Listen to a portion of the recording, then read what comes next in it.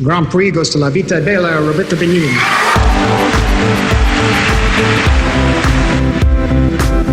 J'appelle pas ça voler, j'appelle ça tomber avec panache. You talking to me? Talking to me? The fuck do you think you're talking?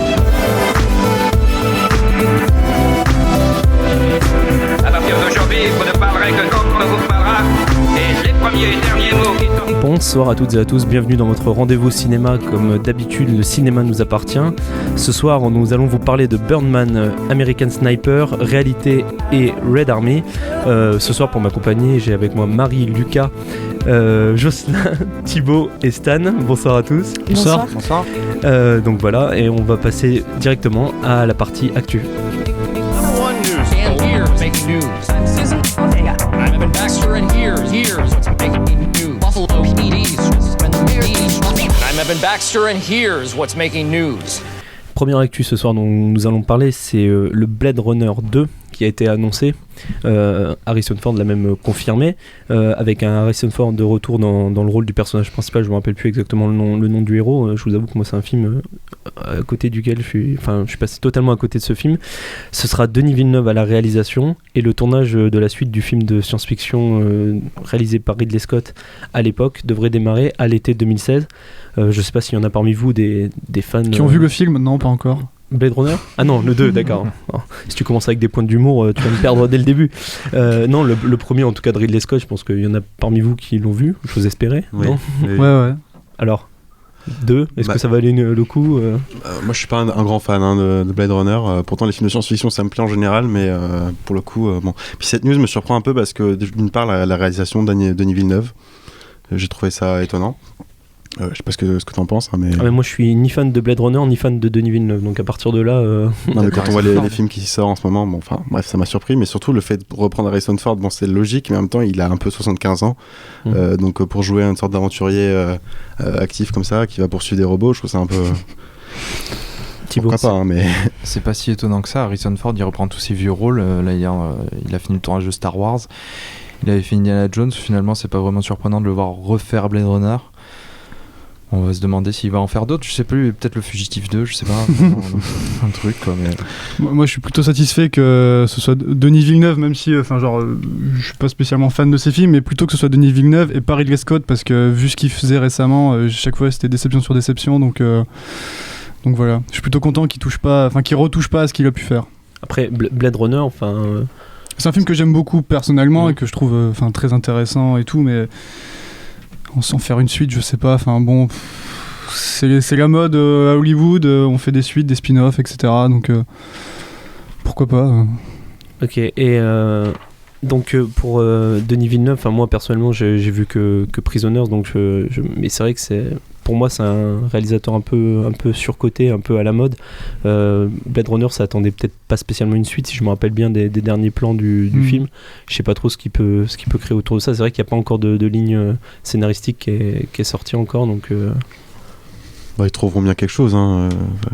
Je me fais pas de doute là-dessus, hein, mais je suis d'accord avec toi, hein, c'est quand on a vu Prisoners, on se demande quand même... on verra ce qu'il en a à dire. Mais... Vous avez répondu, de toute façon, il n'y a pas d'imagination, donc on refait un film. C'est ça Hollywood aujourd'hui. On reprend les mêmes, avec un réalisateur qui est à la mode. Voilà quoi.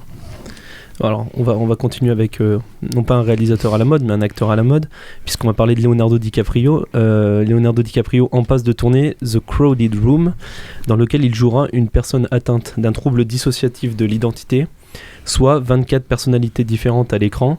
Alors clairement c'est quoi ? C'est un rôle pour la recherche de l'Oscar Encore je pense, parce que là c'est clairement établi pour que... Ouais, mais t'es dur avec DiCaprio, acteur à la mode, parce que c'est une mode qui dure longtemps quand même, hein. Et il a la mode quand même, hein. Il a toujours été à la mode. Tu peux être à la mode et être c'est un peu agréable comme Robert aussi, De Niro qui sera toujours à la mode. Enfin bon. Non, je sais pas, moi DiCaprio, écoute, oui, il va peut-être un jour avoir l'Oscar. Moi je trouve que le film est intéressant d'avoir plusieurs rôles comme ça.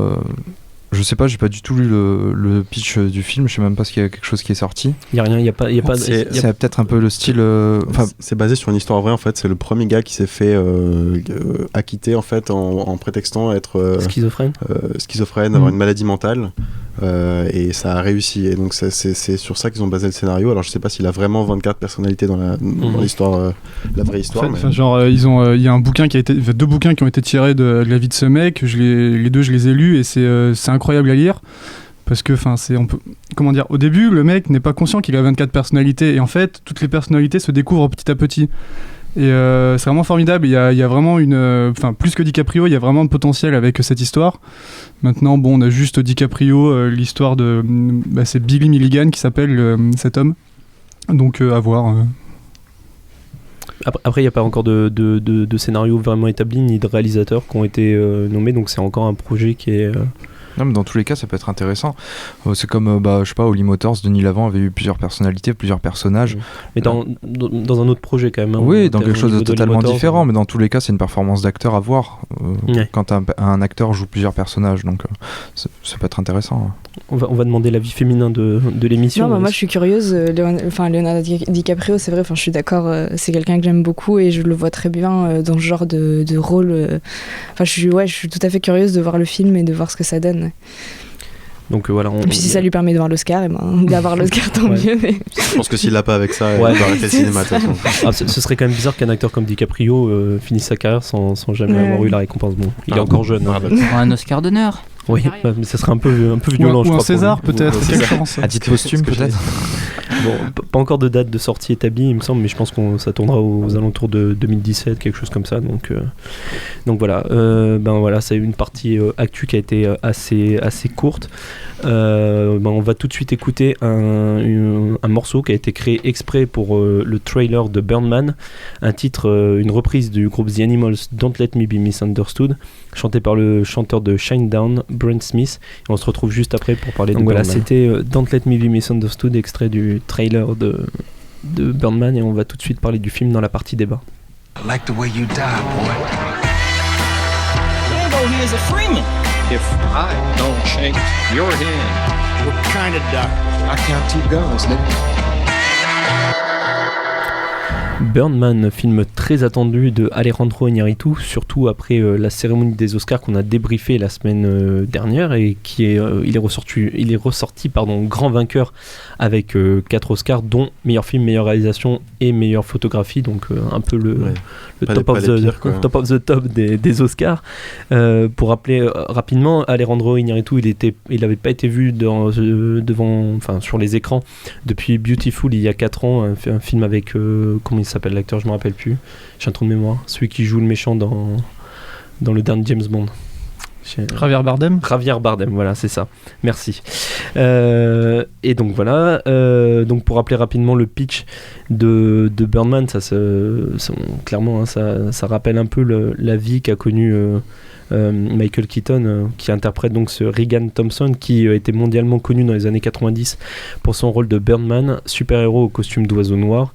Aujourd'hui, Thompson cherche à renouer avec sa gloire perdue en montant une pièce à Broadway, une adaptation de What We Talk About When We Talk About Love de Raymond Carver.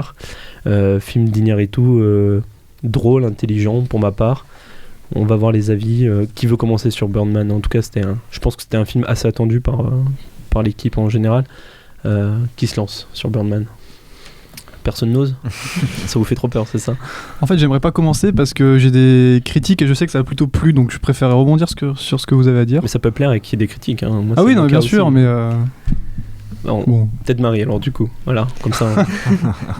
Non, étonnant. Pour le coup, j'ai vu pas mal de choses par rapport à cette performance-là et sur le fait qu'elle prenait énormément de place dans le film. Bon, effectivement, mais j'ai vraiment trouvé qu'elle était justifiée, que tout le film est assez bouleversant, que ce soit dans le scénario ou même dans la photographie et tout ce travail par rapport au théâtre et au filage, et même je parlerais même peut-être de boxe, ça fait un peu personnage filmé comme ça de dos dans ces espèces de couloirs prêts à sortir, arriver sur le ring. Je l'ai vraiment trouvé fou, et que ce soit dans la performance mais même au niveau j'ai trouvé que tout était justifié, tout était très bien géré, et franchement je salue vraiment le travail qui a été fait sur ce film-là. Thibaut sur Birdman. Je suis assez d'accord avec toi. Moi, c'est un film que j'ai beaucoup aimé. Je mettrai un petit bémol, je vais commencer par ça, comme ça au moins le négatif c'est fait. Pour moi, c'est l'effet plan séquence en fait qui ne m'a pas trop plu, parce que pour moi ça apporte rien en fait. Il y a certains, en fait, qu'il puisse y avoir plusieurs plans séquences dans le film, ça peut être intéressant. Je pense notamment à la scène où il part fumer une clope et qu'après il se retrouve dehors et tout ça, ça peut être intéressant quand il se retrouve bloqué dehors en slip et tout ça, ça peut être intéressant filmé en plan séquence. Après tout non, parce que le film est assez puissant, que ce soit sur la place de l'artiste. Effectivement, ce personnage, en plus joué par Michael Keaton, c'est juste magique de voir que justement lui qui avait joué Batman, donc là dans le film Birdman, se retrouve dans cette position-là. Je trouve ça très judicieux, ce choix d'acteur. Il joue très bien, d'ailleurs tous les acteurs jouent très bien. Les relations entre les personnages sont très bien faites. Et donc sur la place de l'artiste, sur la célébrité, comment on peut être enfermé dans un rôle, on peut penser à plein d'acteurs, hein, je sais pas, Daniel Radcliffe pour Harry Potter, ou comment ces gens-là peuvent s'en sortir en fait pour sortir d'un rôle aussi important et grand public. Et comment ça peut faire travailler aussi le côté double personnalité un petit peu chez Michael Keaton qui est très bien fait. Donc globalement c'est un film que j'ai beaucoup aimé. J'ai hâte en fait d'avoir les avis négatifs pour savoir ce qu'on peut reprocher au film à part le long plan séquence. Du coup on va peut-être écouter les avis négatifs de Lucas, comme ça on pourra peut-être confronter des idées. C'est pas que des avis négatifs. J'ai l'impression d'être... T'as teasé comme ça le truc. C'est vrai que j'ai un peu teasé. Non alors déjà je vais dire, je suis tout à fait d'accord avec déjà la performance de Keaton. Je trouve que c'est très juste de mettre cet acteur-là dans ce rôle, ça me semble évident. Je trouve aussi les acteurs très bons dans leur rôle, mais j'ai déjà un premier reproche à faire aux personnages, que je trouve que tous les personnages sont assez convenus et assez évidents, que le fait que voilà, la fille soit une ancienne droguée, que la mère soit une femme un peu abattue, triste, mais bon, que ça finit quand même bien pour eux, qu'il y a deux actrices à un moment, les deux actrices tentent une expérience lesbienne, tout ceci, qu'il y ait un acteur qui soit sur scène et qui est intenable sur scène mais qui en fait dans la vie a un grand cœur, tout ça, je trouve ça assez convenu et déjà vu. Ouais, mais justement, est-ce que c'est pas des personnages références d'une certaine façon? Enfin c'est des personnages qui ont déjà existé entre guillemets dans des classiques du cinéma et que même reflètent une certaine idée que peuvent avoir les gens extérieurs à ce milieu du cinéma ou du théâtre. Oui, mais alors quand un milieu parle de son milieu, est-ce que justement il doit pas donner un regard un peu plus différent et critique sur ce que peut avoir le spectateur lambda? Quand je vous écoutais justement, je pensais au dernier film de Cronenberg dont j'oubliais le nom, qui se passe à Hollywood. Voilà, je trouve les personnages de Maps to the Stars beaucoup plus intéressants. Non. Ah si. Ah non, c'est pas possible. gros débat. Je trouve ça beaucoup plus cliché dans Maps to the Stars que dans vous trouvez? Ah ouais. Justement, c'est des caricatures d'eux-mêmes dans Maps to the Stars. C'est peut-être aussi ce qui est intéressant dans le film, mais c'est une véritable caricature. Là, c'est fait de manière beaucoup plus subtile quand même. Hein. Je sais pas. Enfin, en tout cas, bon, ce n'est que mon avis. Enfin bref. Donc ça, c'était sur les personnages, et ensuite, donc forcément sur que le film soit présenté en plan séquence entier, même si on se rend bien compte que c'est plusieurs plans séquences. Je trouve ça totalement inutile et que ça nuit même au film par moment. Je me disais que si le film avait eu du montage, ce serait beaucoup plus intéressant, et le montage au cinéma, c'est bien, c'est très bien et c'est agréable. Et là où le montage est intéressant, c'est que justement c'est des faux plans séquences, et qu'il y a quand même un travail subtil de montage qui fait que c'est... Oui, mais ça ne sert pas le propos, ça ne sert pas le fond du film. Même si on voit très bien où ils sont quand même. Oui, on les voit. Oui, on les devine à la limite, mais quand on a l'œil... La caméra rentre dans une quand salle noire. Non, bien sûr, quand on a après, ça reprend. Quand on a l'œil qui commence à s'habituer à regarder des films, bien sûr que ça commence à se voir. Après, moi, juste pour répondre sur le plan séquence, moi, j'ai perçu ça un peu comme si le spectateur était une sorte de spectre qui vivait un peu dans... La caméra a un vrai rôle, du coup. Enfin, je trouve que le plan séquence est hyper important quand on comme parle si on de était intégré à l'histoire. On parle de théâtre, on parle de filage, les personnages, on les suit, on les récupère après plus loin. Enfin, avec les rythmes, enfin la batterie comme ça qu'on voit à des endroits improbables, qui fait un peu même les trois coups des actes. Enfin, je trouve qu'il y a vraiment, enfin pour le coup, sans le plan séquence. Puis ça décloisonne totalement aussi le théâtre. Je trouve qu'il y a un moment où on passe dans la rue puis on revient par le balcon, la chambre au-dessus, etc. Moi, ça m'a fait rêver cette scène, quoi. Donc j'ai eu un problème j'ai adoré l'idée du plan séquence, mais au bout d'un moment ça a tourné un peu à la performance, tu vois, à montrer voilà, là, je peux le faire. C'est le gros problème. C'est le gros problème en fait. Mais j'ai quand même j'ai trouvé ça quand même assez bien. Puis il y a un côté, bon, on rentre dans le film et puis pendant 2 heures, ça continue et ça lâche pas, quoi. Et je trouvais ça assez réussi. Et ce qui est intéressant avec le plan séquence, justement, c'est que finalement, on est en temps réel, plus ou moins. Mais on arrive très bien quand même à avoir des notions de temps. Il y a des scènes qui vont durer très longtemps, d'autres vraiment qui vont être très courtes.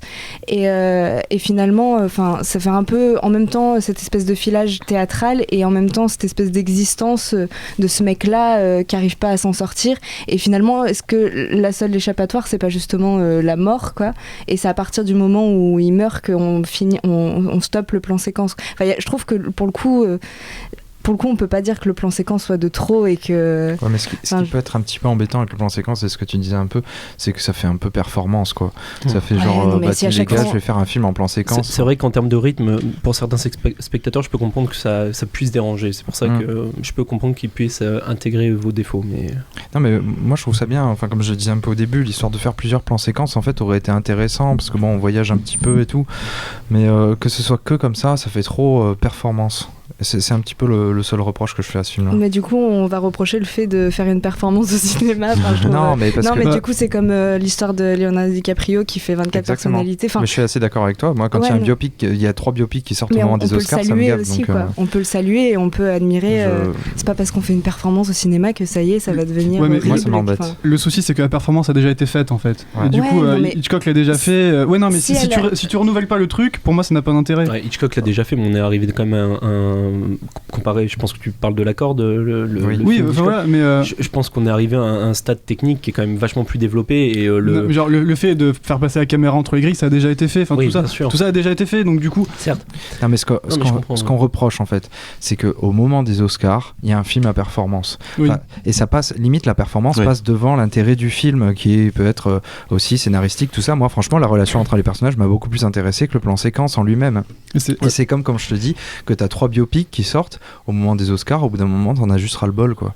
Si je peux me permettre pour compléter, comme ça nous donnera peut-être un autre sujet de débat aussi sur ce film.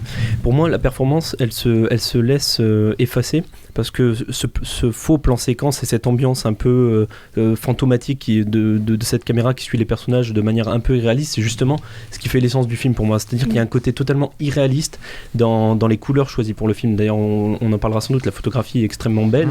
Moi, je pense notamment à ces plans sur la plage avec les méduses échouées qui est remarquable, mais on se demande quelle part d'irréalisme il y a là-dedans. La boutique d'alcool avec les guirlandes électriques multicolores, magnifiques. Et tu parlais de théâtre. Moi, je me rappelle d'une scène où il y a ce côté un peu irréaliste où tous les personnages semblent à côté les uns des autres, mais personne ne s'entend, personne ne se comprend, et la caméra se déplace comme ça, et ça fait comme un aparté en fait au théâtre. Et voilà, il y a ce côté, ça peut pas exister dans la vraie vie, et pourtant devant nos yeux avec cette mise en scène, on arrive à l'appliquer. Voilà, moi c'est ce côté peut-être illogique et irréaliste qui m'a plu. Toutes les séquences Birdman aussi. Oui. Même la fin un peu onirique ou on va dire allégorique, quoi, sans en parler, puisque bon, voilà. Mais même de toute façon, tout le long du film, il a ces espèces de pouvoirs un peu extraordinaires. C'est un mystère, on sait jamais si c'est dans sa tête ou si c'est. Il y a quand même un indice à un moment avec le taxi, je sais pas si tu te souviens, mais oui. Tout à fait. Qui laisse quand même penser que bon. Non, voilà. Et c'est difficile d'en parler du coup, mais non, peut-être, mais pour moi c'est plus tu vois, c'est vraiment de l'ordre de l'allégorie, quoi. C'est-à-dire qu'on nous montre quelque chose, bon après dans la réalité entre guillemets, bon, il n'y a pas de réalité vu que ça reste une histoire, mais ce que je veux dire, c'est que tu parlais de la fin. Voilà, il y a des indices tout le long, mais la fin permet de dire, voilà, est-ce qu'au final c'est pas un jeu de dupes aussi, tout ça. Enfin, c'est pour ça qu'il est plus complexe. Oui et non en même temps. Ce film. On sait pas, selon l'interprétation du spectateur. Moi, chacun interprète comment il a vu le film. Bon, en tout cas, moi, pour revenir sur la performance, parce que j'avais parlé de ça tout à l'heure, ça m'a gêné un moment où ça devenait redondant. C'est-à-dire que je m'étais habitué finalement à être impressionné, quoi. Mais quand même, ça enlève pas le plaisir de regarder Birdman, et d'autant plus quand on sait que Iñárritu et toute l'équipe ont tourné le film en 30 jours dans la Times Square, en fait, dans un quartier décor réel en plus. Voilà, c'est ça. Non, mais je veux dire, c'est pas évident. Il existe déjà en 30 jours, et puis en plus dans ce quartier-là, voilà, quoi. Je veux dire, les scènes dans les rues, etc. Ça m'a beaucoup plu, quoi. Donc ça plus la performance de Keaton, j'ai envie de dire chapeau quoi. On va juste écouter l'avis de Stan, après on reviendra sur 2 petits points que j'aimerais aborder. Stan, sur Birdman, alors as-tu apprécié le film? Et j'ai trouvé qu'il passait après. Bon, bah alors c'est bon, c'est le chef-d'œuvre de l'année, merci mesdames et messieurs, bonne soirée. Mais comme tu t'en doutes, oui, il y a un mais. Comme toujours. Je trouve que c'est un film qui prend quand même un peu par la main, avec un montage qui te laisse pas le temps de souffler. Tu enchaînes à une scène et tu as de suite dans une autre et ainsi de suite. Alors que oui, il y a un côté performance, il y a des choses qui peuvent être intéressantes, la performance des acteurs est là, on peut être pris dans l'histoire, mais il y a quand même quelque chose qui laisse un peu dehors, un pied dedans, un pied qui essaye de rentrer. Je sais pas, moi je trouve qu'il y a quand même quelque chose qui manque au film sans forcément pouvoir dire quoi. Moi j'ai peut-être la réponse, c'est peut-être le montage. Non mais justement, alors c'est bien. Non, mais sincèrement, parce que je pense que justement si on a un pied dehors et un pied dedans, c'est à cause du plan séquence, grâce au plan séquence selon les avis. Pour moi le montage il est sonore, toutes les transitions, toutes les coupures elles sont faites grâce à la batterie qui est rajoutée. Même dans les mouvements de caméra. Le rythme est imposé, les coupures, si vous faites bien attention, à chaque fois qu'il y a la batterie qui démarre, ça ajoute un nouvel événement à l'histoire, comme si, je sais pas, on tournait une page, un chapitre. Pour moi, j'ai trouvé que le montage du film, c'était l'ajout des morceaux de batterie qui était incroyable, quoi. C'était ça qui délimitait, entre guillemets, les événements du film et qui... Enfin, après, moi, c'est mon avis personnel, je l'ai vu comme ça et j'espère que je me trompe pas, que c'est vraiment le travail qu'Inarritu a voulu faire, mais je l'ai perçu comme ça. Après, c'est peut-être... Non, mais je suis d'accord. Après, il y a des trucs que j'ai pas dit aussi, mais le travail sur le son est formidable, la photographie est formidable, c'est pas un mauvais film. C'est évident, mais c'est vrai que là on vous a imposé comme étant les deux. Ouais, voilà, j'ai l'impression. Pardon, excusez-moi. On vous a imposé comme étant les deux qui descendaient le film, mais en fait pas du tout. En l'occurrence, on a aimé quoi. Oui. Enfin moi, en tout cas, j'ai beaucoup aimé quoi. Donc juste on aurait pas dû vous faire commencer sur les bémols en fait.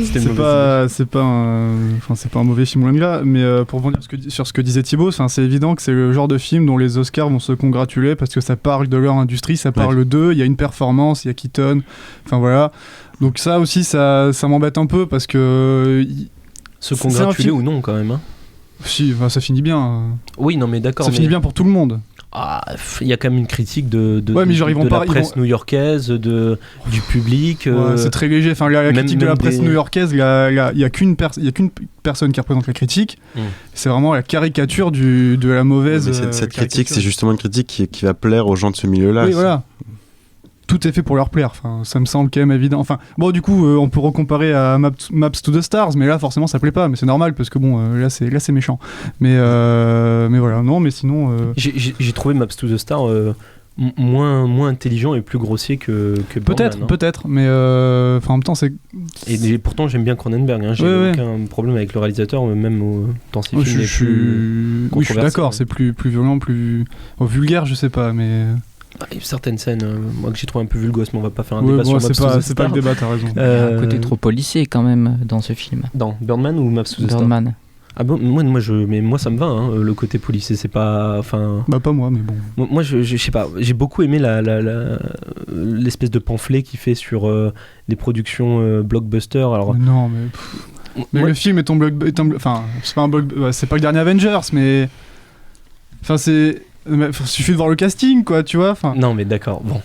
Il y a un pamphlet sur les blockbusters, s'il te plaît, par Birdman. Non, mais on va le monde. Moi, je sais pas, j'ai pas l'impression qu'il critiquait le fait de faire des films de super-héros. Loin de là, et d'ailleurs, moi, je suis pas contre. Il y a beaucoup de films de super-héros que j'aime bien. Je suis un grand fan même des comics DC Comics, que ce soit Batman ou Superman. Et pourtant, c'est vrai que j'ai un ras-le-bol des productions à l'heure actuelle qui sont en plus de moins en moins convaincantes. Et je pense que c'est ça aussi qu'il a essayé de... Moi, je suis assez d'accord avec toi, Mathieu, je te soutiens là-dessus. Je pense qu'il a voulu le dire aussi. Regardez, moi, je fais autre chose. Ouais, et puis même trop, c'est trop, quoi. Et en plus, ce qui est pas mal, c'est que je trouve que cette scène où il part dans un délire Birdman, Michael Keaton, et où il montre cette espèce de fusée qui atterrit en centre-ville, l'oiseau et tout, c'est aussi montrer qu'on peut peut-être faire du divertissement plus réfléchi. d'une certaine manière. Oui, non, mais complètement. Là, on prend un petit peu, enfin, C'est avec pour ça que les tu films de disais- super-héros, on prend peut-être un petit peu aussi les gens pour des abrutis au bout d'un moment. Et il y a aussi l'histoire, regardez, les films de super-héros m'ont tué mon cinéma, ont tué l'artiste que j'étais. Et il y a peut-être aussi un côté, c'est peut-être en train de tuer Hollywood aussi, quoi. Ouais. Je suis assez d'accord avec toi là-dessus. Et c'est pour ça que tu disais c'est peut-être l'archétype du blockbuster. Est-ce qu'on peut... Alors là je me lance dans un grand truc, moi je le pense pas, mais est-ce qu'on peut peut-être parler de blockbuster intelligent pour Birdman? Ça c'est un autre débat, tu vois. Peut-être, oui, mais est-ce que Iñárritu est bien placé quand il vient chercher ses statuettes aux Oscars pour critiquer Hollywood et ses blockbusters? Je suis pas certain que ce soit la bonne position à Je suis pas prendre. sûr qu'il critique, moi. Moi non plus, donc c'est pour je ça. pense qu'il n'y a aucune critique vraiment pure et dure. Je pense qu'il questionne seulement énormément la relation que peut avoir un acteur avec son personnage, en fait. Et, Oui, non, ça, oui, je suis- et seulement ça. Je pense qu'il questionne juste et que finalement, il y a pas de... à aucun moment, il va y avoir un événement hyper déterminant ou quelque chose qu'on peut dire que vraiment il critique ou qui se positionne par rapport à ces blockbusters. Enfin... Je trouve que tout le long il questionne et que c'est en ça justement que voilà qu'on se retrouve dans un monde qui est totalement labyrinthique et où on peut pas s'en sortir et voilà, et puis même à la fin il se loupe le mec, quoi. Enfin, je veux dire voilà, et puis, donc je suis pas sûre que je sais même pas si ça finit bien, mal. Je pense pas qu'il y a pas il y a pas de critique. Ouais, y a pas on peut pas dire que qu'il s'est positionné vraiment fermement sur un sujet particulier. Stan. Mais la critique est trop mitigée et justement on sait pas forcément où il en vient. Comme dit Marie, oui il y a des questions, mais pour moi il creuse pas assez loin. Après toi, c'est quoi le terme que tu as utilisé? Questionnement? Ouais. Ouais. Alors, non, mais c'est parce que ça m'intéressait l'idée. Moi, je parlerais peut-être plus de témoignages, parce que il en parlait dans les différents entretiens qu'il a eu avec les différents journaux français spécialisés en cinéma. Et c'est vrai que il disait que la plupart des personnages qui étaient retranscrits dans Birdman, c'était des personnages qu'il avait connus en réalité, c'est-à-dire des producteurs, des scénaristes, des acteurs qui se comportaient réellement aussi. Comme ça, non, mais qui se comportaient vraiment comme ça sur les tournages, et que il avait envie de retranscrire une expérience personnelle à travers ce film. Et donc après on pourra rebondir dessus. Moi j'aimerais juste qu'on revienne sur deux personnages que moi j'ai trouvé extrêmement intéressants. C'est le personnage d'Edward Norton. Alors, j'ai trouvé Edward Norton génial. Et son personnage drôle, et à la fois il y avait un côté un peu mélancolique, un truc usé, un peu déjanté. Et le personnage de Zach Galifianakis, alors qui est le gros bouffon habituel des comédies, là il est drôle, non il est même pas drôle, il a un côté débonnaire, mais je sais pas, il y a quelque chose de particulier dans ce personnage. J'ai trouvé extrêmement touchant, quoi. C'est limite le seul qui sont un peu sérieux dans cette qui régule un peu histoire, tout semble prendre l'eau, et puis non, il essaie de même sur la fin, sans spoiler, je veux dire, il est quand même là à essayer d'être à contre-courant du truc, alors que entre guillemets il se passe un drame, quoi. Et voilà, je sais pas, sur les personnages sur Norton, j'ai trouvé ça assez intéressant. Il arrive un peu comme le Messie dans le film, dans l'histoire plus exactement, et puis très vite son image va être totalement détruite par nombre de scènes. Je pense à la scène du lit à la fin, moi j'étais mort de rire, quoi. Donc j'ai trouvé ça assez réussi. Puis après j'aime bien l'acteur. Et je sais pas si vous les avez remarqués, mais j'ai trouvé qu'il y avait un peu des références à Fight Club. Je te l'avais dit quand on était sortis. Je sais pas si c'était qu'ils font de la bagarre en slip. Non, mais il y a un moment où ça vaut le détour aussi. Oui, ça c'est bien. Ça.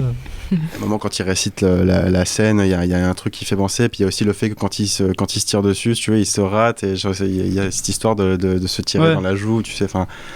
Je sais pas, il y a un truc avec Edward Norton que faudrait peut-être des références fouiller, à ses anciens rôles, non, mais je pense vraiment que, on a bien vu qu'il s'est inspiré de la vie de Michael Keaton pour faire le film, donc pourquoi pas. T'as pas parlé de... Oui. Vas-y, et puis c'est un personnage qui a deux personnalités aussi dans le film, hein. Il a d'un côté le côté justement acteur qui pèse dans le milieu, et de l'autre quelqu'un qui est limite impuissant, qui a des problèmes de couple, qui essaie de s'interdire certaines choses, qui se sent bien finalement que dans son métier. S'il est acteur, c'est aussi qu'il y a une certaine duplicité à l'intérieur. Il dit, il y a que sur scène que je ne joue pas, quoi, avec ma réelle personnalité, ce qui est assez incroyable pour Lucas et après Jocelyn.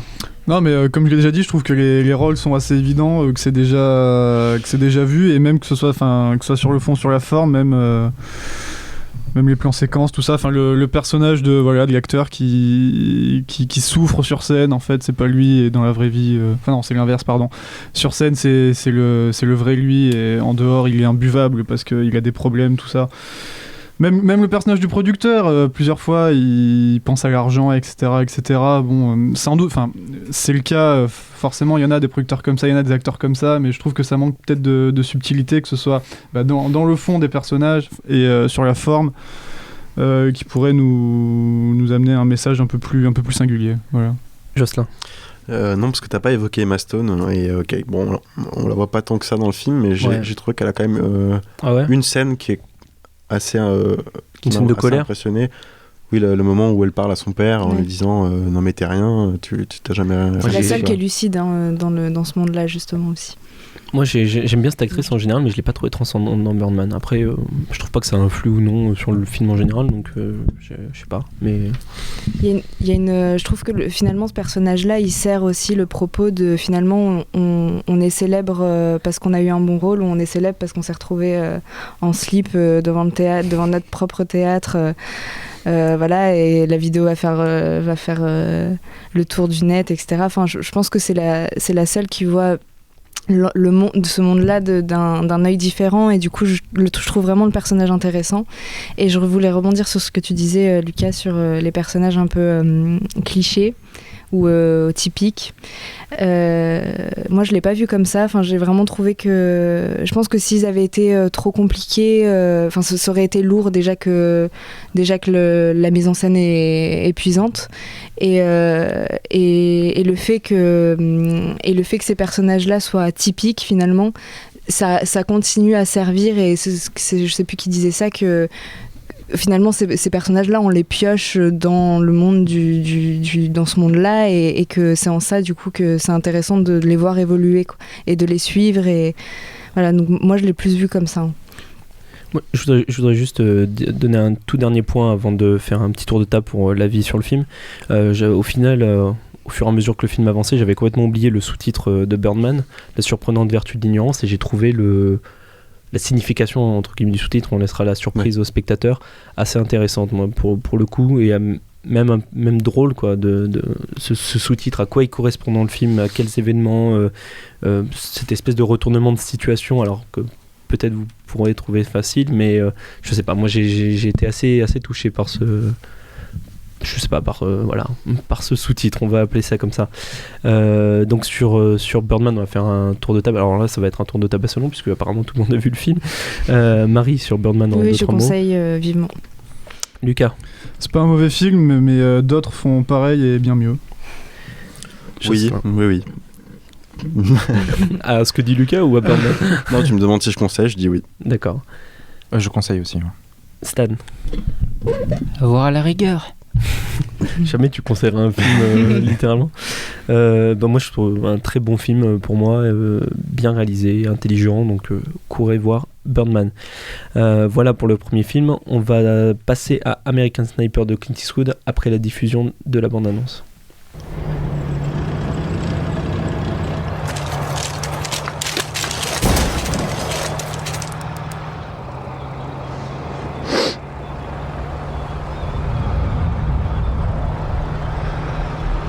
I got a military-age male on a cell phone watching the convoy over.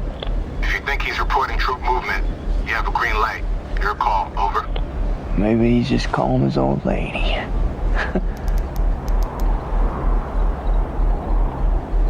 He stepped off.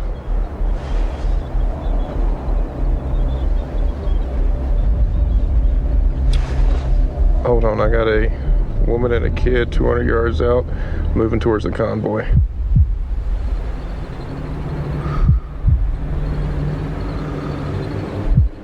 Her arms aren't swinging, she's carrying something.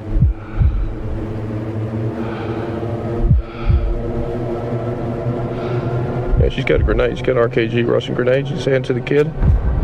You say a woman and a kid? You got eyes on this? Can you confirm? Negative. Your call. They fry you if you're wrong.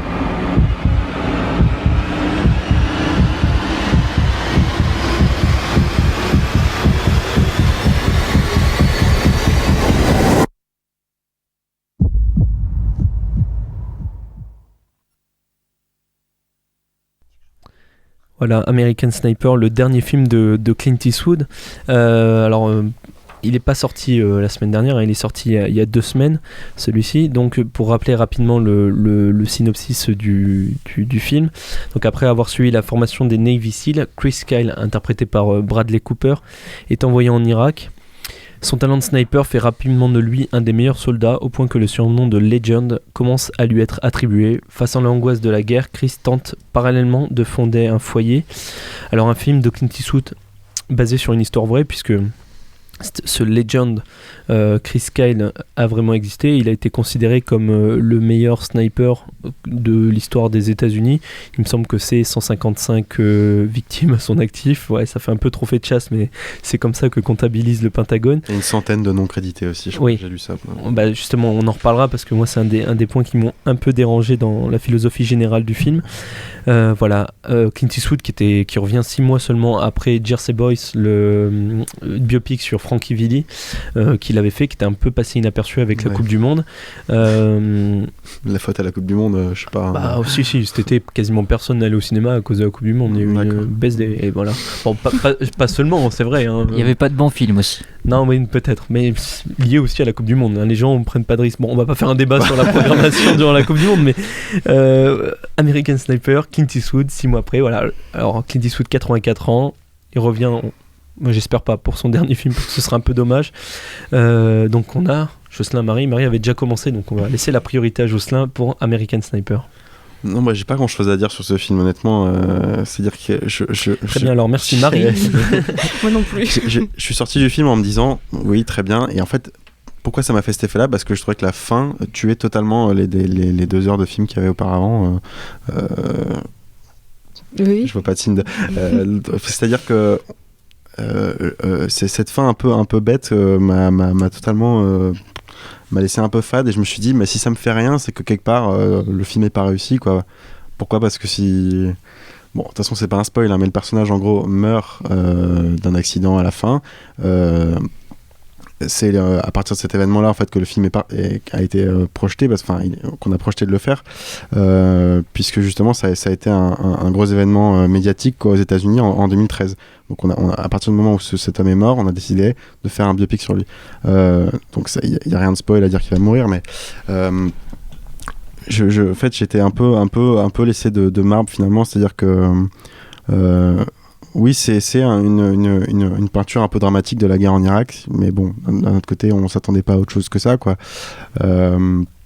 J'ai pas vu forcément de propos, en fait. C'est ça qui m'a aussi un peu gêné, c'est que finalement, à part retranscrire le livre sur lequel Eastwood a basé son film, bah, il n'y a pas eu forcément beaucoup de travail, quoi.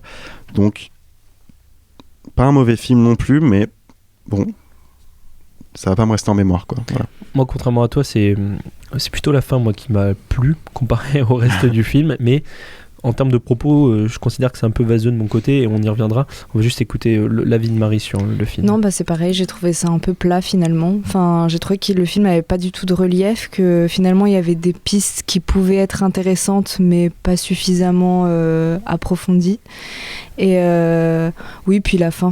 Moi, je sais pas si tu parles des images d'archives, mais quel intérêt, d'autant plus que bon, après je pense qu'il faut aussi aller voir le film, je pense qu'il n'a pas été du tout reçu de la même manière aux États-Unis, parce que voilà, très controversé aux États-Unis. C'est vrai ? Oui. Ah ouais, d'accord, parce que du coup moi je pensais que ça avait été plutôt le contraire, et que les États-Unis ont déjà un côté très patriotique, et que du coup ça avait pu être reçu d'une manière différente, et que c'était sans doute notre culture française qui faisait que... Je pense qu'il y a une partie de l'Amérique qui a honte de cette image patriotique-là, et qui essaie de s'en défaire, justement. Ouais, d'accord. Ouais, bah, du coup, je le voyais pas du tout comme ça, en fait. Et c'est la complexité du film aussi. Moi, en tout cas, ce qui m'a dérangé dans ce film, comme ça on va pouvoir établir le débat directement, je sais pas si c'est comme ça que vous l'avez perçu en tout cas, mais j'ai eu l'impression que des fois Clint Eastwood essayait de montrer la guerre, ça amène des côtés négatif, on va dire. Ça paraît évident de dire ça, mais peut-être pas pour Nourrir certains. psychologique, Oui, ouais. voilà. Non, mais oui, voilà, des atteintes psychologiques, physiques, même on voit des grands blessés de la guerre. Et donc on a l'impression qu'il fait un peu un pamphlet presque antimilitariste, ou en tout cas montrer un peu le côté sombre de cette guerre en Irak. Et puis en même temps, j'ai l'impression qu'il fait un pas pour mieux reculer ensuite pour planter la bannière américaine dans son film, quoi. Et c'est un peu ça qui m'a dérangé, c'est d'être toujours entre deux eaux comme ça et de jamais prendre réellement parti. Est-ce qu'il est extrêmement patriotique comme on a pu le connaître quand il s'investit dans les campagnes républicaines, ou est-ce qu'il y a aussi ce côté un peu Clint Eastwood entre guillemets humain, parce que les républicains ne sont pas non plus des monstres, mais je veux dire voilà ce côté un peu plus inattendu de Clint Eastwood. Et je sais pas si oui, non, mais je suis d'accord parce que finalement il y a une grosse polémique sur le fait que c'était un film hyper de propagande patriotique. Enfin, notamment j'ai vu la critique de Télérama qui disait que c'était un film de propagande patriotiste. Enfin bref. En même temps, l'affiche l'affiche annonçait un peu ça, quoi, non? Oui, non, mais déjà tout à fait. Mais en même temps, dans le film, c'est pas si ferme que ça. Enfin, ouais, c'est pour ça que je trouve qu'il n'y a pas de relief. C'est que on est sceptique, quoi. On dit bon, d'accord. Qu'est-ce qu'il veut nous dire? Dans quel intérêt? Voilà. Puis pareil. Enfin, je suis pas sûre que le côté un peu pudique de ce personnage-là, qu'on couvre de louanges et puis finalement qui reste un peu pas indifférent mais enfin pudique, quoi. Bon, finalement j'ai lu 2-3 trucs du coup sur ce mec-là, la Chris Kyle. Je suis pas sûre qu'il était comme ça vraiment. Enfin oui, il m'a l'air un peu bonifié en fait, par le film. Non, tout à fait. Ouais. La figure de héros, elle est bien plus présente dans le film. Je pense qu'il est surtout bonifié par Bradley Cooper, parce que déjà qu'il a une gueule sympathique comme garçon. En plus, il joue. Il lui ressemble pas mal, hein, quand même. Oui, c'est vrai. Il a pris 20 kilos de muscle, il me semble. Il s'est laissé pousser à part. Non, mais au-delà de ça, moi, je pense que ce qui sauve le film, en tout cas pour moi, c'est Bradley Cooper, que je trouve assez franc, assez émouvant dans ce film. Mais ouais, il y a, comme tu dis, il y a une différence entre le Chris Kyle qu'on nous montre et même la photo. Ça me fait penser un peu aux Mérines, les deux Mérines qui étaient sortis il y a 5-6 ans, où finalement on a... Les deux quoi? Mérines. Ah, pardon, oui. J'étais sur un truc américain, je crois qu'il parlait des Marines, mais... Sur donc le braqueur, le hors-la-loi français des années 60, 70, je crois. Mais Cassel a quand même une gueule moins nounours que Bradley Cooper, hein, quand même. Non mais oui, mais enfin dis ce que tu veux, mais moi je voulais dire ça parce que il y avait un côté avec ce film où on faisait quand on sortait de la salle, on avait presque la sympathie pour Mérine. Et là, dans cette approche-là, je trouve que les films Mérine étaient assez problématiques sur ça. Bon, passons. Sur American Sniper, je trouve que justement ils prennent pas forcément de pincettes, quoi. C'est-à-dire ils nous font une sorte d'agiographie de Chris Kyle où il rentre, il est l'homme parfait avec sa femme, il est dans la mesure, etc. avec ses enfants, il ne va pas leur imposer. Enfin bon, c'est pas le mec totalement fou qu'on pourrait s'imaginer. Non, bien sûr. Bon. Et c'est ça qui est reprochable au film, c'est qu'il y a des scènes, notamment ce rapport qu'il a avec ses enfants, et notamment une scène où il y a un ancien blessé qui vient de dire ton père c'est un héros, il a sauvé, et lui il est tout en retenue. C'est plutôt glorifiant, on va dire, entre guillemets, pour Clint Eastwood et pour le film.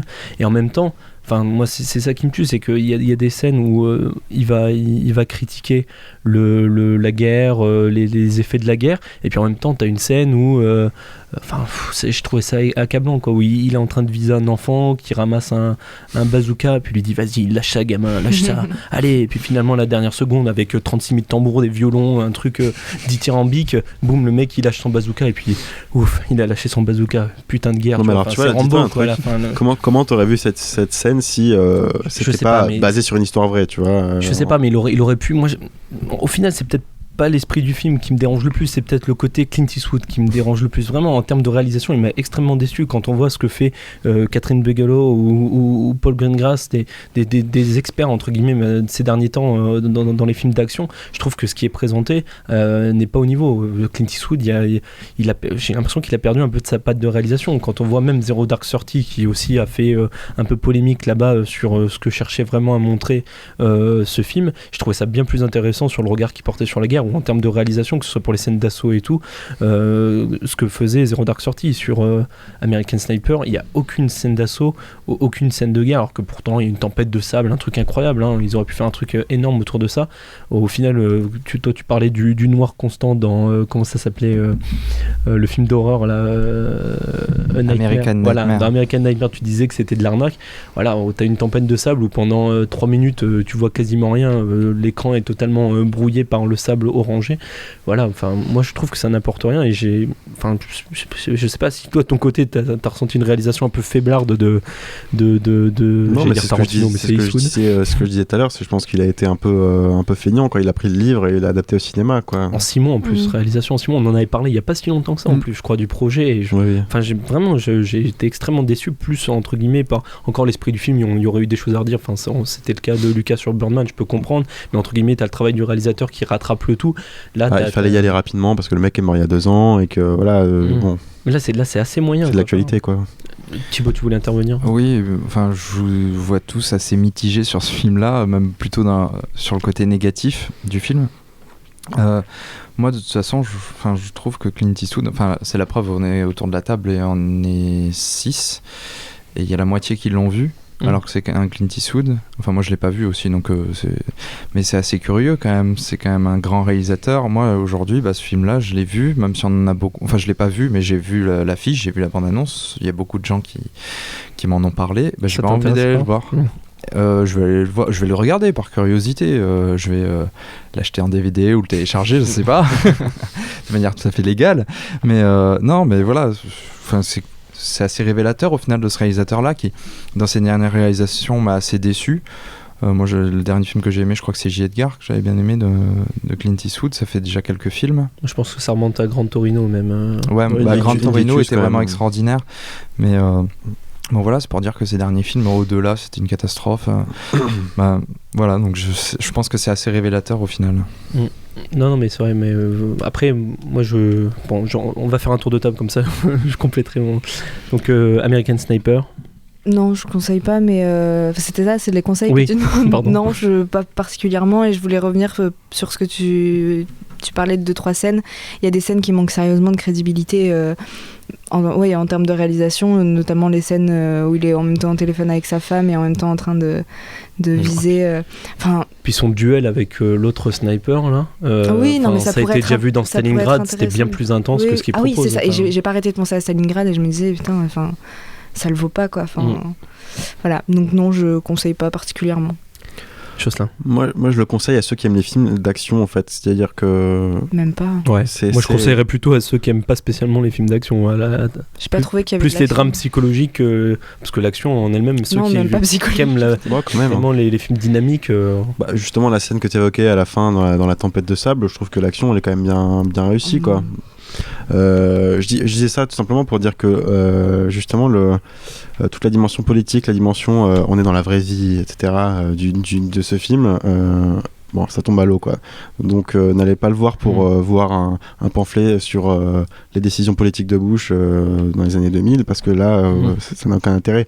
N'y allez pas pour voir non plus forcément les conséquences de la guerre sur un esprit, l'esprit d'un homme, bon parce que ça a déjà été fait 1000 fois et que c'est pas que ça n'a pas d'intérêt, mais ce film n'apporte rien de spécial. Donc voilà, allez-y si vous aimez les films de guerre, les films d'action. Si vous aimez Clint Eastwood, ça vous plaira sûrement, quoi. Voilà. Mais après, je le conseillerais pas de manière générale, quoi. C'est ça, voilà. Donc pour ma part, un film qui aborde le côté psychologique du personnage de manière intéressante. Bradley Cooper, intéressant, mais le montage entre vie militaire et vie réelle, enfin vie de famille entre guillemets, ça s'adapte pas. Des fois ça fait mouche, des fois ça fait pas mouche. Le personnage de la femme m'a exaspéré. Les scènes d'action sont ratées. En termes de réalisation, Clint Eastwood est beaucoup trop en dessous. Donc globalement un film trop moyen. J'ai juste un coup de cœur moi pour la bande originale, enfin en tout cas le thème composé par Ennio Morricone, The Funeral, qu'on écoutera en sortie d'émission et qui pour moi est remarquable, et on voit que Ennio Morricone est encore un très grand compositeur de musique de film. Voilà pour American Sniper, donc plutôt un flop apparemment sur l'ensemble des avis de l'équipe de LCNA. On va écouter maintenant la bande-annonce de Réalité, le dernier film de Quentin Dupieux, et on revient juste après pour en parler.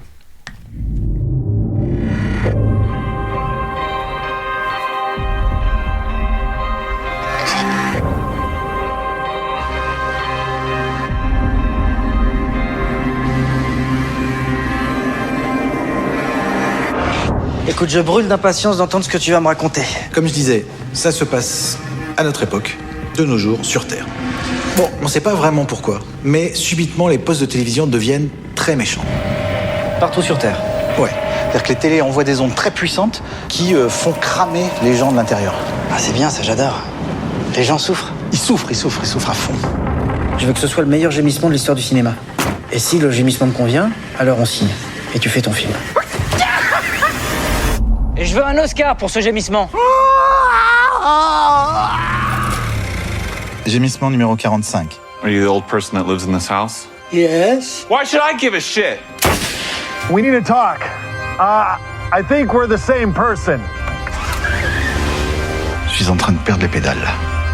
Y a quoi sur cette putain de cassette, on aimerait savoir. Give me the tape or I'm gonna call your parents. Then I'll tell everyone you dress up like a woman. Je veux un Oscar pour ce gémissement, Jason, tu m'entends? Jason, t'entrain. Qu'est-ce que tu dis de ça? Je peux pas me lever. Je peux pas me lever. Je suis collé au siège. Tu crois que Kubrick s'enregistrait des heures comme ça, comme un con? Hé, Kubrick mes couilles.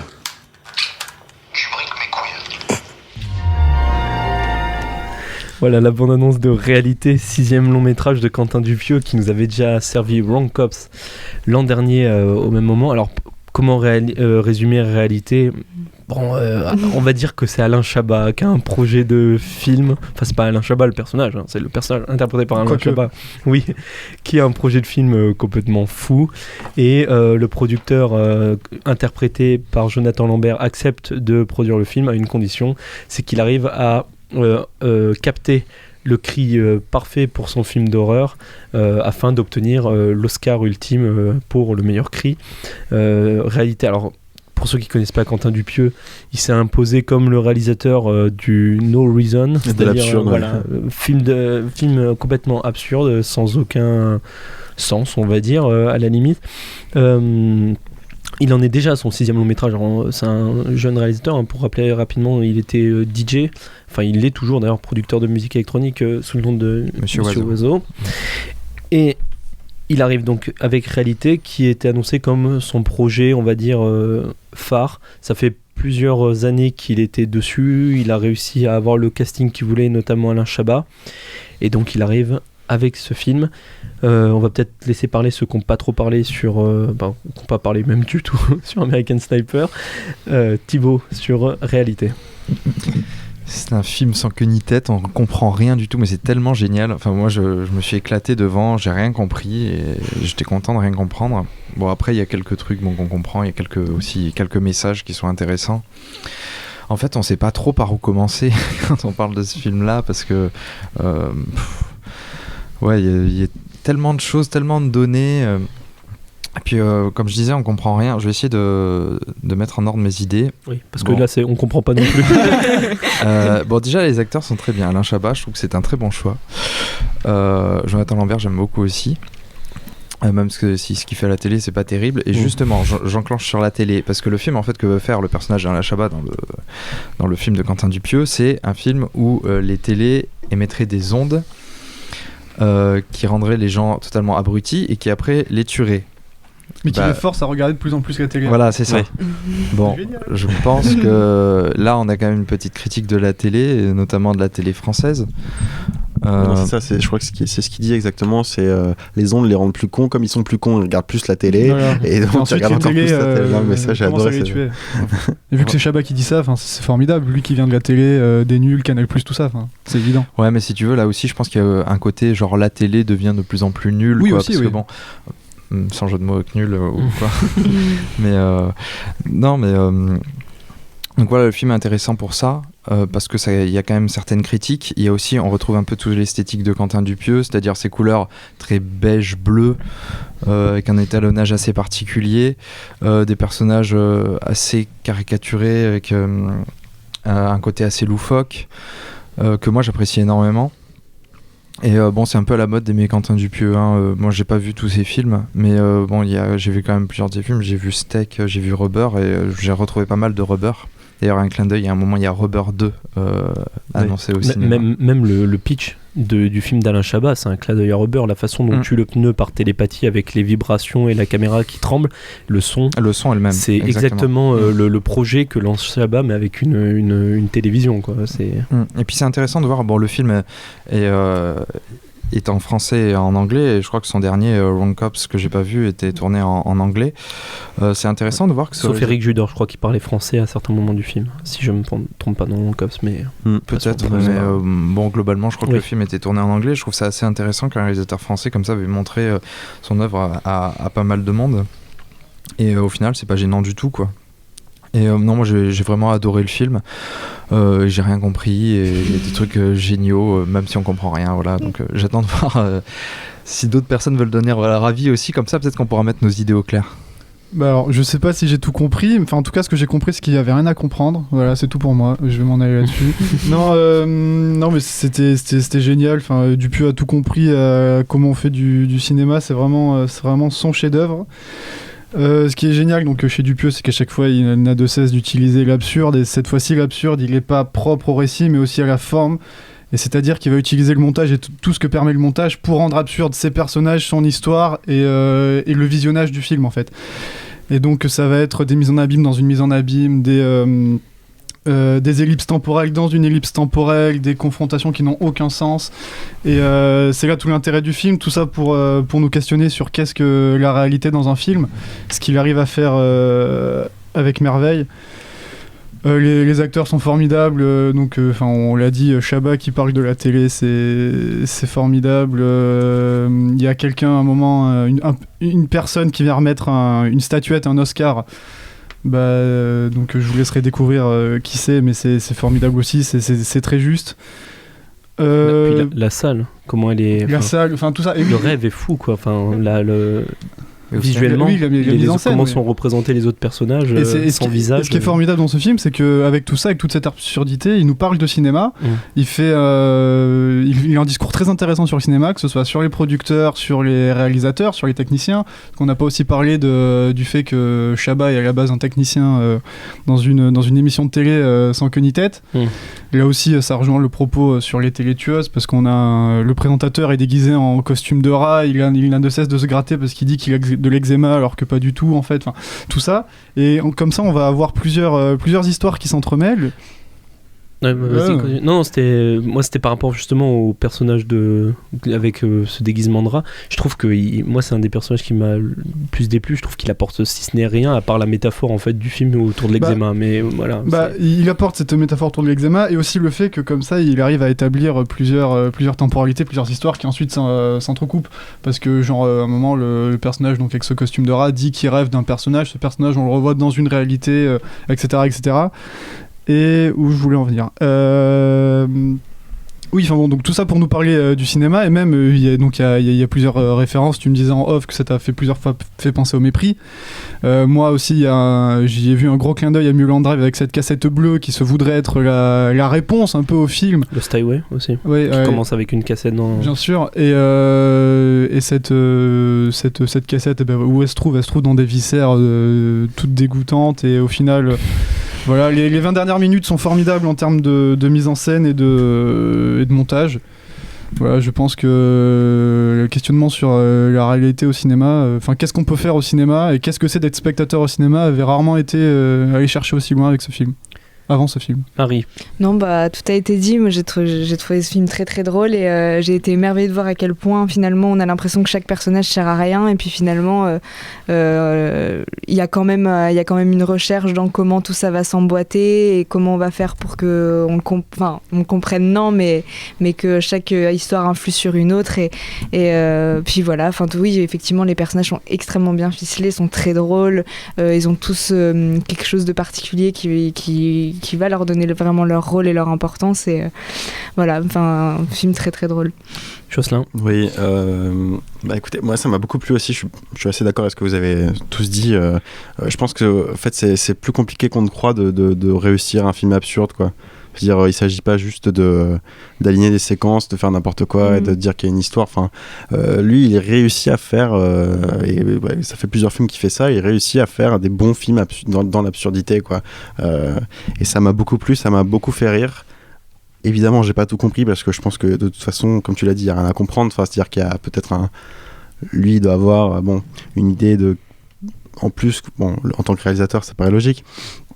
Mais je pense qu'il n'y a pas de message, il n'y a pas de résolution de l'histoire. Voilà, donc l'idée, elle est plus de nous emmener, de nous faire voyager, de nous dire attendez les gars, je vais vous faire une sorte de mini intrigue, et puis finalement de ne pas la résoudre ou de faire le truc le serpent qui se mord la queue, et puis de se féliciter lui-même, puisqu'il y a ce personnage du réalisateur qui dit putain, c'est génial, et en regardant son propre film, bien sûr, quoi, et qui nous interpelle et qui nous oblige à avoir un jugement finalement sur ce genre de film-là, quoi. Est-ce que c'est du cinéma ou pas? Et en tout cas, moi j'ai trouvé ça très réussi. Il y a juste un petit bémol sur le personnage de la femme de Alain Chabat qui m'exaspère totalement. J'ai trouvé ça. C'est la troisième française, je crois qu'ils sont 3 dans le film à être français. Elle et Chabat et Élodie Boucher qui est donc la femme de Chabat et Jonathan Lambert. Voilà. C'est les 3 seuls. Voilà, mais elle, j'ai trouvé qu'elle faisait tâche complètement. C'est-à-dire qu'elle rentre pas du tout dans ce système, on va dire, absurde, quoi. C'est-à-dire qu'elle est trop dans la réalité, justement, quoi. Je pense que c'est voulu, en fait, maintenant que tu dis ça, parce que vu qu'elle est psychologue, il y a aussi je pense que justement, ça me semble évident, en fait, maintenant que genre elle est très psychologue, très recherche, tout s'explique, mais pas au cinéma, en fait. Il y a aussi le fait que c'est un des rares personnages féminins du film. Il y a aussi, la petite fille, bien sûr, mais qui s'appelle Réalité. La petite, oui, tout à fait. C'est celle qui met la cassette à la fin dans le truc. Bon. Voilà, c'est ça. Mais sinon, c'est un des seuls personnages féminins du film. C'est vrai qu'il apporte pas grand-chose. Cette actrice, c'est vrai qu'elle est insignifiante au final. Ça pourrait être quelqu'un d'autre qui jouait, quoi. Sinon, il y a un personnage que j'ai bien aimé, c'est l'allemand qui répond au téléphone. C'est pareil, celui-là complètement barré, quoi. D'où il sort. On sait pas. Non, les personnages globalement sont tous intéressants, tous ont une personnalité très forte. C'est très bien, moi j'ai l'impression que ce film est un rêve en fait, quand parfois les éléments ne sont pas logiques du tout. J'ai eu l'impression que c'était un rêve en fait qui parlait de cinéma. Et puis elle est psychologue, mais elle parle, la séquence où on la voit, elle parle quand même, elle essaye quand même de dénouer un rêve qu'on lui raconte, et je pense que c'est aussi dans ça qu'elle a, et qu'on pense, qu'elle a son importance. Qu'on pense être vraiment un rêve en plus, quoi. Voilà, c'est ça. Et c'est ce qui est génial en fait, c'est que là, c'est la première fois aussi, j'ai l'impression que je voyais un film où je voyais un de mes rêves en fait, parce que c'est intéressant au final le rêve au cinéma. Et quand on voit Inception, moi j'ai jamais vu un rêve comme dans Inception, hein, franchement les immeubles qui se tordent et tout, j'ai jamais vu ça. Par contre, des personnages qui n'ont pas lieu d'être là, ou des éléments, qui ont plusieurs rôles, des éléments temporels qui se confondent et tout, ça c'est déjà beaucoup plus dans le rêve, quoi. Et ça, j'ai trouvé vachement bien mené. Donc Thibaut, tu avoues enfin que tu fais des rêves où tu conduis des jeeps en tutu, écoute, ça fait. C'est ça. Non, mais il fallait que je l'avoue, je me sens beaucoup mieux comme ça. Oui, tu me fais une transition toute faite parce que moi je vais dire rapidement moi ce qui m'a plu dans le film. Alors comme vous, je pense là généralement c'est la relation entre le réalisateur et le producteur qui est incroyable, qui est très drôle, très réussi, absurde, et donc tu parlais du mépris, moi ça, les scènes de projection avec le producteur et le réalisateur ancien documentariste qui s'appelle Zog. Alors en plus je me demande s'il n'y a pas un clin d'œil à Werner Herzog autour de ça. Donc m'a fait beaucoup penser à la relation qu'a le producteur américain avec Fritz Lang dans Le Mépris. J'ai trouvé que la construction, tu parlais du montage, était intéressant. J'ai beaucoup aimé alors ça paraît tout bête, c'est un détail, mais j'ai beaucoup aimé le rire de la petite fille quand elle découvre ce qu'il y a sur la cassette bleue au final, et c'est un clin d'œil assez intéressant par rapport à tout ce qui se passe. Hélas, il y a un bémol, moi je pense que je suis passé totalement à côté de ce film, c'est-à-dire que tu parlais, c'est intéressant de voir ce qu'il y a dans les rêves, de parler des rêves.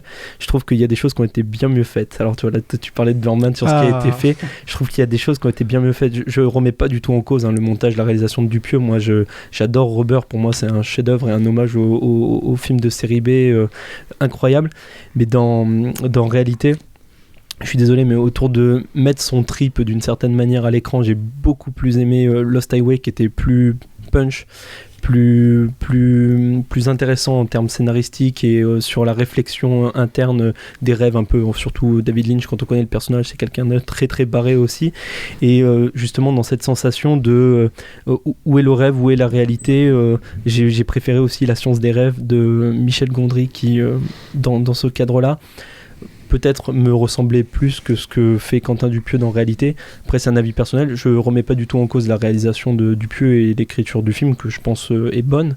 Mais voilà, je suis passé à côté du film. Il y a des choses qui m'ont fait rire, mais je suis pas ressorti de là en me disant ouais, j'ai vu un chef-d'œuvre où ça m'a pas mis une claque comme Lost Highway, quoi. Bon, après, je sais pas. Pour te répondre brièvement, peut-être avant même que ce soit sur le rêve, je pense que c'est juste avant tout un film sur le cinéma et sur ce que c'est le cinéma, comment on fait du cinéma. Parce que la manière dont il arrive à nous créer une sorte de trame scénaristique avant de la déconstruire et de nous amener à chaque fois sur autre chose pour à la fin de nous dire regardez, c'est moi le réalisateur, je fais ce que je veux de mon spectateur, je trouve ça c'est formidable. Il y a cette hantise autour de l'autre qui le pousse à avoir le cri parfait pour avoir l'Oscar, cette espèce de psychose avec un objectif bien précis. Et puis pour un Oscar, je pense la crainte de tout mec qui écrit un scénario, c'est de voir son film qui est sorti avant qu'il puisse le réaliser, fait par un autre, et en plus de ça mauvais, comme dit Alain Chabat. Je pense que ça c'est la crainte de tous les cinéastes, et ça c'est assez bien retranscrit, mais voilà, après c'est un avis personnel. En tout cas moi je suis un peu de mal sur Réalité, mais Thibaut, tu voulais rajouter quelque rapidement chose? Je pense que c'est pas un film qui parle du rêve, je pense que c'est plutôt un rêve qui parle du cinéma en fait. Ouais. Non, mais je suis très bien. Bah voilà, moi j'aime bien. Non mais c'est vrai, j'aime bien. On va faire un tour de table donc pour résumer. Tu pourras même redire cette phrase que j'ai beaucoup aimée. Marie. Je conseille, mais il faut y aller en se disant qu'on comprendra pas tout et que c'est du cinéma de l'absurde, quoi. Gros coup de cœur de cinéphile. Ouais, moi j'ai beaucoup aimé, mais au niveau de la recommandation, ça me pose un problème parce que je sais que c'est un film qui va diviser les gens. Oui. Même plus que ça. Enfin, c'est-à-dire que moi, quand je suis allé voir le film, il y a quand même quelqu'un qui, quand le générique s'est lancé, qui s'est levé, qui a pris sa veste, qui a dit putain, mais c'est le pire navet que j'ai jamais vu de ma vie, mais qu'il a dit fort et tout. Qui peut être compréhensible, hein. Ah oui, non, parfaitement. Mais c'est pour ça, je comprends les gens qui n'aimeraient pas ce film parce qu'il faut accrocher, je dirais même, faut avoir déjà un peu, être rentré dans l'univers de Dupieux, enfin, faut comprendre un peu le délire en tant que réalisateur qui l'entretient, quoi. Donc voilà, ça m'a beaucoup plu, mais je recommande pas forcément, quoi. Thibaut. Moi je pense qu'il faut conseiller parce que même s'il a pas aimé, l'important c'est de pas laisser indifférent, quoi. Donc non, moi je pense que c'est un réalisateur qui laisse pas indifférent et j'ai beaucoup aimé, donc je conseille largement. Donc pour ma part, moi, je pense que c'est un film à voir, mais pareil, je ne conseillerais pas. En tout cas, ça reste à voir si jamais vous êtes curieux sur ce film.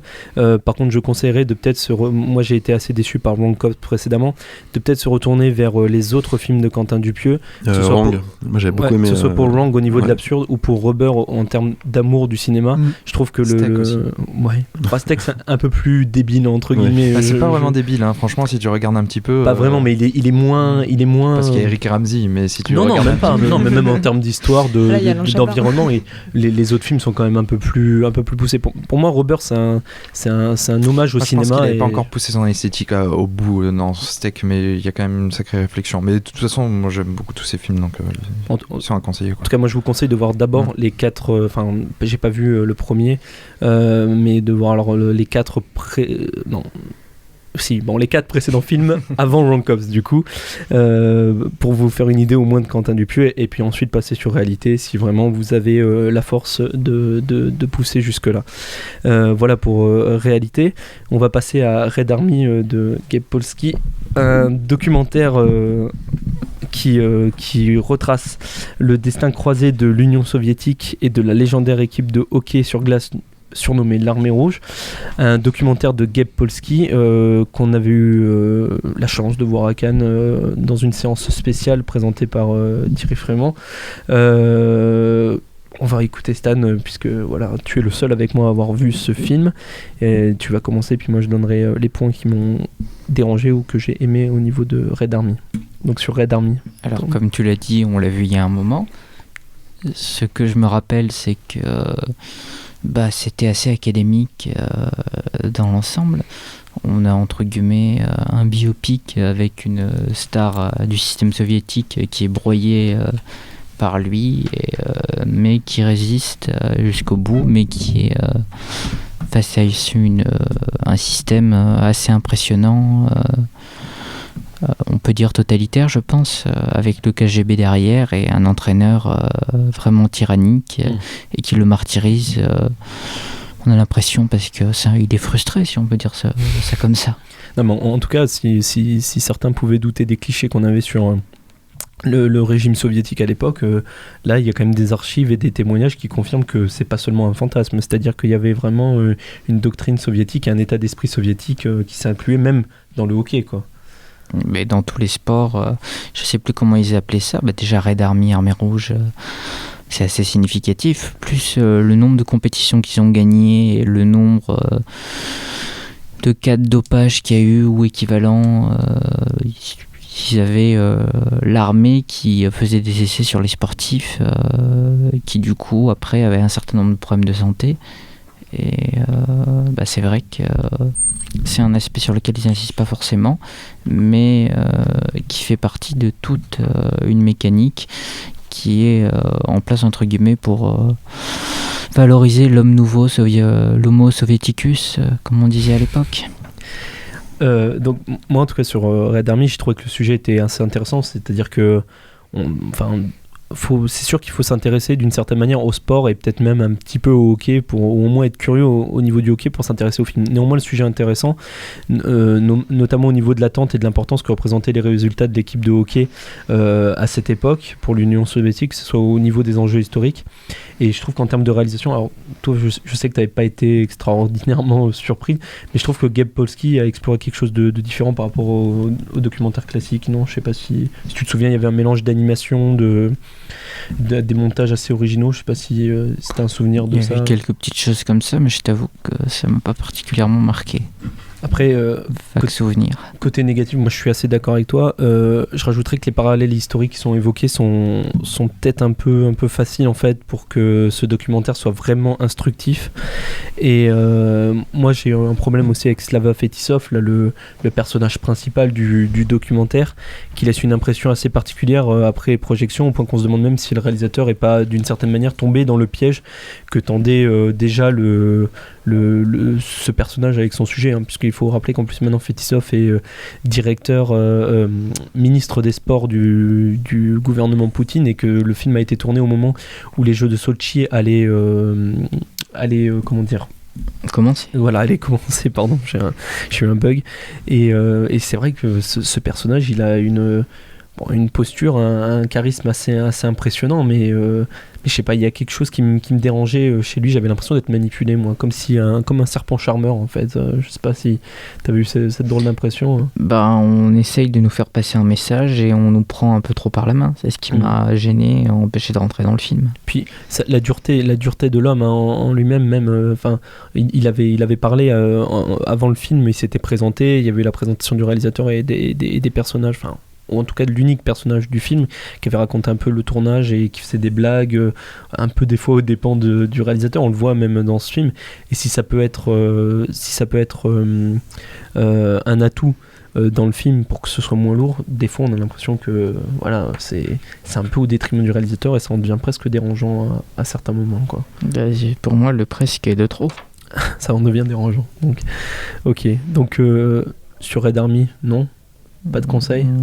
Je pense que on peut pas le conseiller vu que toi et moi on n'est pas vraiment sortis. Pas convaincu, mais quand même le documentaire en termes d'histoire entre guillemets est intéressant de connaître au moins l'histoire de cette équipe de hockey et de voir même les difficultés qu'ils ont eues quand ils ont voulu jouer en NHL, oui c'est ça, la ligue de hockey professionnelle aux États-Unis, les difficultés qu'il y avait pendant la guerre froide. Moi ça reste assez marquant en fait en termes informatif, voilà, historique même pas trop, mais il y a quelques éléments historiques, informatiques, informatifs, oui. Mais c'est vrai qu'en termes de cinéma en lui-même, ça reste assez léger quoi. Mais donc voilà. Oui, d'accord avec toi. Hein. Red Army, pas de conseil, et moi je conseillerais pas non plus, mais moyen, mais pas non plus catastrophique. L'intéressant est dans la vie de ces personnages en fait. On va faire un rapide tour de table pour les débats. Juste pour rappeler que Birdman, ça semble être celui qui divise le moins, on va dire, ce soir, si ce n'est peut-être Lucas et Stan qui ont un peu plus de difficultés avec le film. Globalement, on conseille Birdman pour cette semaine. Oui. Ouais. Je sais pas si j'ai... Ça peut vous amener en ce qu'il y a de mieux dans la semaine là-dessus, pourquoi pas. Voilà, pour Stan, c'est ce qu'il y a de mieux dans la semaine, donc je pense que... C'est parce qu'il a pas vu Réalité, c'est pour ça. Peut-être aussi. C'est moins pire. American Sniper, on conseille pas, d'après ce que j'ai cru comprendre. Réalité, ça semble être conseillé par l'ensemble de ceux qui l'ont vu. Moi, je fais un petit bémol, mais très léger, tout simplement parce que j'ai pas réussi à rentrer dans le film, tout simplement. Et Red Army, déconseillé par Stan, et moi, trop moyen, pour en faire un documentaire mémorable. Donc voilà pour la partie débat, et du coup, on va passer à la partie conseil. Alors soit vous écoutez mes conseils, soit vous vous barrez tout de suite. C'est un très mauvais marché. Non, on devrait au moins l'écouter. Premier conseil de la semaine, c'est le mois du cinéma sur Montpellier, avec 2 événements importants, Pigments sur grand écran qui aura lieu du 10 au 12 mars et Colore ton cours du 11 au 12 mars. On a Thibaut qui voulait nous parler du concert qui ouvrait le festival, le groupe Totem. Je sais pas ce que tu peux en dire. Moi je les connais tous en fait, le groupe c'est de la funk rock et non pas punk rock comme ça a été écrit, et c'est super, enfin c'est du style un peu des Red Hot. Voilà, donc si vous aimez un peu ce style là, c'est très intéressant. Ils ont des compos, bon là du coup ce sera en acoustique, parce qu'ils ont pas trop l'habitude de jouer en acoustique parce que le batteur vient de partir en Irlande, mais du coup là ils vont jouer en acoustique pour une des premières fois, et donc venez les voir, ils sont super cool. Ensuite, pour Colore ton cours, donc on a plusieurs courts-métrages conçus par et pour les étudiants, donc le mercredi 11 et 12 mars à la salle Charles Camproux. Donc ça c'est quoi? C'est une salle qui est située où, ça, Stan? C'est dans la fac, en face du SUAPS. Paul Valéry? Oui. D'accord. C'est juste avant le resto. Pour Pigments sur grand écran, on a une exposition photographique sur le campus de 13h à 18h, une soirée d'ouverture avec Tudor Nicole de Stéphane Lafleur avec la rencontre du réalisateur en partenariat avec le Diagonal Cinéma. Donc je suppose que la séance aura lieu de 18h à 20h au Diago. Après, essentiellement pour les autres, d'après ce que j'ai l'air de voir, ça a l'air d'être des films d'animation, et ça est à la salle Jean Moulin à Paul Valéry aussi. C'est ça, et ça a l'air d'être... enfin, il y en a 2, c'est des classiques, et l'autre est assez bien. Le réalisateur est venu pour le cadre du cinéma, c'est de l'animation avec de la pâte à modeler.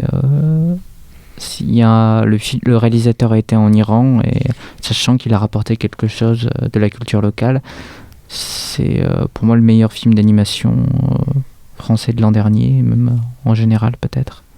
Et le jeudi 12, ça commence avec La Chambre verte de François Truffaut, ça fera plaisir à Thibaut, à 13h à la salle Jean Moulin, suivi de Afrique noire, marbre blanc, un film italien de Clemente Bicocci, j'espère que je n'écorche pas le nom, à 15h45, suivi de Cavana même pas mort de Denis Robert, de Nina Robert ou de Denis Robert, mais co-réalisé avec Nina Robert, qui sera présente à 17h45 à la salle Jean Moulin, et il y aura une cérémonie de clôture à la salle Charles Camproux à 19h45. Donc voilà, un programme assez chargé. Donc le mois du cinéma mis en place par l'Asso7 et l'association L'écran est son double sur le campus Paul Valéry. Voilà, donc pour ceux qui sont intéressés, c'est entre le 10 et le 12 mars voilà, de la semaine qui arrive. Là, je suppose, si je fais bien le calcul. Allez-y, vraiment, ça vaut la peine. C'est rare qu'à Paul Valéry il se passe des choses comme ça, même la première fois. C'est vrai que ça fait une initiative étudiante assez remarquable. Jocelyn, tu avais un conseil? Oui. Alors moi je voulais juste vous parler d'une campagne Kickstarter, donc pour financer un projet. Qu'est-ce que c'est que ce projet? C'est une sorte de projet un peu fou, un projet transmédia où une bande de créateurs s'amuse à faire à la fois un film, un jeu vidéo et des BD sur un univers qui est, en fait, c'est basé sur l'univers d'un livre de Alain Damasio qui est sorti il y a une dizaine d'années, où en fait les hommes doivent vivre sur une terre où une terre qui est bafouée par les vents, etc. Donc apprendre à vivre avec c'est un univers un peu de science-fiction, etc. Et donc ils sont en train d'essayer de mettre en place tous ces éléments là, et donc c'est un projet qui m'a paru très on peut le dire, de toute façon, un peu couillu, quoi. C'est-à-dire essayer de faire à la fois un jeu, un film, des BD, etc. Et la campagne, en fait, elle est en ce moment sur Kickstarter. Donc, si vous voulez vous rendre pour avoir plus d'infos, pour éventuellement donner de votre porte-monnaie, allez voir, ça s'appelle Windwalkers. Donc, voilà. Marie, un conseil. Oui, donc on parlait d'initiatives étudiantes. Voilà, il y a une revue qui s'appelle donc L'Infini Détail qui vient de sortir et qui est créée entièrement par des étudiants. Le premier numéro est en ligne, donc vous pouvez aller voir du coup la page Facebook, c'est L'Infini Détail Revue Cinématographique, et il y a un site internet Wix, donc vous verrez dans Google. Voilà, et découvrez le premier numéro, et le deuxième et le troisième sont en marche déjà. Donc voilà. Ça va faire des mois qu'on travaille dessus et il y a vraiment eu un travail rédactionnel sérieux. On s'y est repris à plusieurs fois, il faut le dire, et je remercie Marie pour l'excellent travail graphique qu'elle a fait, il faut le dire. Elle est modeste, mais... C'est gentil de ta part de penser à elle. Du coup, pendant qu'on y est, nous on va faire notre petite pub aussi avec Justin, non, simplement pour dire qu'on a écrit, on l'avait déjà fait dans le numéro précédent, on a écrit 2 critiques dans le magazine Fuck and You pour ceux qui sont sur Paul Valéry, et du coup voilà, elles sont disponibles dans les semaines qui arrivent. Donc voilà, on arrive au terme de cette émission. Merci à tous d'être venus présenter ces films-là. La semaine prochaine, on va parler de Inherent Vice, le film de Paul Thomas Anderson, et de Snow in Paradise. Et puis peut-être, alors normalement ça devrait être bon, je tenais à le dire parce que le Diago ne le diffuse pas et c'est un peu dommage, seul l'Utopia le fait. Le film Citizen4, oscarisé du meilleur documentaire, j'espère qu'on pourra en parler, j'espère que les séances au Diagonal ne seront pas trop just pour que tout le monde puisse le voir, mais je trouve ça un peu dommage, moi je tenais à le dire, que le Diago ne le diffuse pas. Enfin voilà, on arrive au terme de cette émission, donc merci à vous d'être venus pour parler des films, merci à vous derrière votre radio, derrière votre ordi, sur les podcasts, peu importe, vous êtes de plus en plus de monde à nous suivre et à nous écouter, et ça nous fait vraiment plaisir, on espère vous retrouver la prochaine fois. D'ici là, portez-vous bien, on va se quitter avec la magnifique musique de Ennio Morricone intitulée The Funeral, et voilà, à la semaine prochaine, bonne soirée. Bonne soirée. Portez-vous bien.